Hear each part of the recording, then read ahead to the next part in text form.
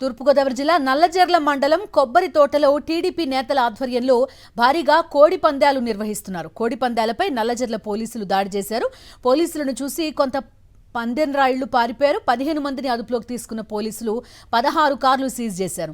కొబ్బరి తోటలో కోడి పందాలు నిర్వహిస్తున్నాడు టీడీపీ నాయకుడు. ఇతన్ని మండా సురేష్ గా గుర్తించారు. పట్టుబడ్డ వారిని తప్పించేందుకు పార్టీ పెద్దలతో మంతనాలు జరిపిస్తున్నారు సురేష్.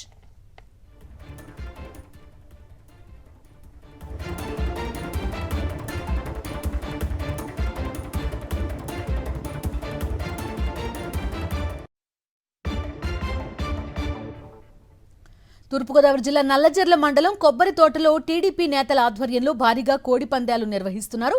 కోడి పందాలపై నల్లజర్ల పోలీసులు దాడి చేశారు. పోలీసులను చూసి కొంతమంది పందెం రాయిళ్లు పారిపోయారు. 15 మందిని అదుపులోకి తీసుకున్న పోలీసులు 16 కార్లను సీజ్ చేశారు. కొబ్బరి తోటలో కోడి పందాలు నిర్వహిస్తున్నాడు టీడీపీ నాయకుడు మండా సురేష్. పట్టుబడ్డ వారిని తప్పించేందుకు పార్టీ పెద్దలతో మంతనాలు జరిపిస్తున్నాడు సురేష్. ఈ కోడి పందాలకు సంబంధించి పూర్తి డీటెయిల్స్ అందిస్తారు మా కరెస్పాండెంట్ పోతురాజు. చెప్పండి, యూజువల్గా సంక్రాంతి సమయాల్లో ఇలాంటి కోడి పందాలు నిర్వహించడం చూస్తాం, కానీ జూదంలాగా అయిపోయింది ఇప్పుడు కోడి పందాలు అనేవి. ఎంతమందిని పోలీసులు అదుపులోకి తీసుకున్నారు? బిందు ప్రధానంగా చూసినాక తూర్పుగోదావరి జిల్లా గోపాలపురం నియోజకవర్గం నల్లజర్ల మండలంలో కూడా మండలానికి సంబంధించినటువంటి టీడీపీ నేతలు ఏదైతే కూడా వార్తలు ఇస్తారని చెప్పొచ్చు. ఒకవైపు చూస్తే కనుక ఒక వారం రోజుల క్రితమే రోజు పార్టీ నిర్వహించి కలసం రేపారు. అదే రీతిలో ఇప్పుడు చూస్తే కనుక ఏకంగా కోడి పందాలు కూడా నిర్వహిస్తూ కూడా టీడీపీ నేతలు కూడా అడ్డంగా దొరికారని చెప్పొచ్చు.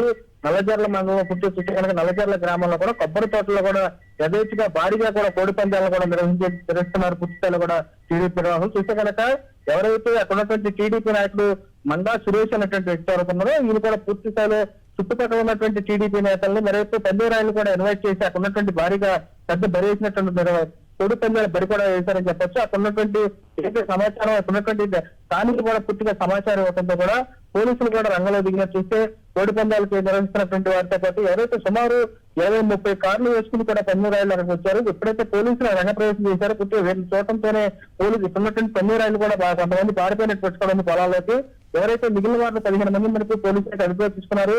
16 కార్లు అయితే సీజ్ చేసినట్టు పెట్టుకోవడానికి మిగిలిన స్కూటర్లు కానీ బళ్ళు కానీ ఇవి కూడా సుమారు 30 వరకు కూడా వీటిని సీజ్ చేశారు. 30,000 నగదు వరకు కూడా సీజ్ చేసి పెట్టుకోవడానికి ఎవరైతే టీడీపీకి సంబంధించిన నాయకుడిగా ఉంటుందో కూడా ఆ నాయకుడు కూడా పూర్తిగా అధిష్టానంతో కూడా ఎవరైతే సుమారు 20 మందికి సంబంధించిన వెహికల్స్ వాటిని తప్పించేందుకు పర్సన్స్ కూడా తప్పించేందుకు పూర్తిగా ప్రయత్నాలు చేస్తున్నట్టు కూడా తెలుస్తుంది.